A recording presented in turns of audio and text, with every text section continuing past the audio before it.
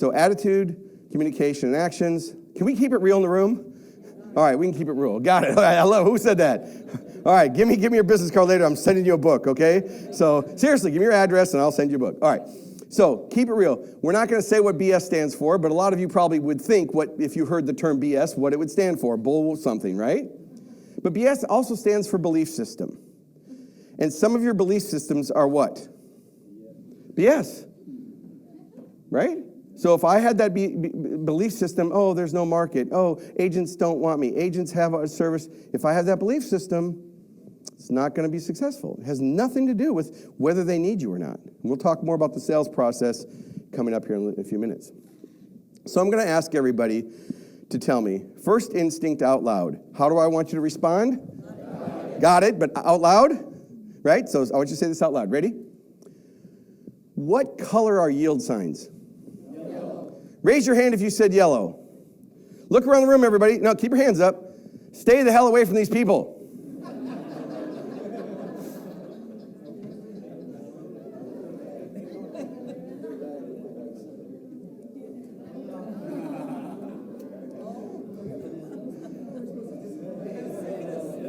How many people said yellow? Raise your hand.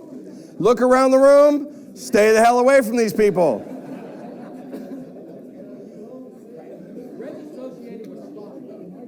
So he said something. What was your name, sir? Pardon me? What's your name? Kevin said, but red's associated with stop. Yellow's associated with caution. That's conditioning. Okay? So that's conditioning. So some of you are being conditioned to think there's no market. It's hard. The guy before me who had the territory wasn't successful. What if I fail? Like, that's just conditioning. So whenever the next time you see a yield sign, which, by the way, they have been red and white since 1975. And they're yellow in my territory. No, they're not. Are you in North America, or did you and your wife move to some Fiji island now? Send me a picture of a yellow one, because you're not going to find one on the street. We'll be there tomorrow. Okay, so here's the deal. Next action step, check color of yield signs. Google it, and you'll see the Department of Transportation in North America and Canada changed the color of yield signs from yellow to red in 1975. It's 2023. Okay? Now, I'm going to keep doing this. I've been doing this for 20 years, and as soon as my audience says red, I'm going to go, you're right, and I'm going to move on. Okay? Still's not happening. So just check the color of yield signs. Okay, so let's not spend a lot of time on this, but these are the things that are going to get in your way. If you spend time procrastination, you're not using your skills. Short-term thinking limits what you're going to do. Negative thinking, we all know what that does. It kills our energy. Making excuses. Well, you can either make excuses or make results, but you can't do both. So if you're the kind of person, or anybody on your team is all they're doing is making excuses, they are wasting their energy. Solving insignificant problems. Is there anybody else in the room, and everybody's hand should go up, you don't need to raise your hand, ever had approach avoidance?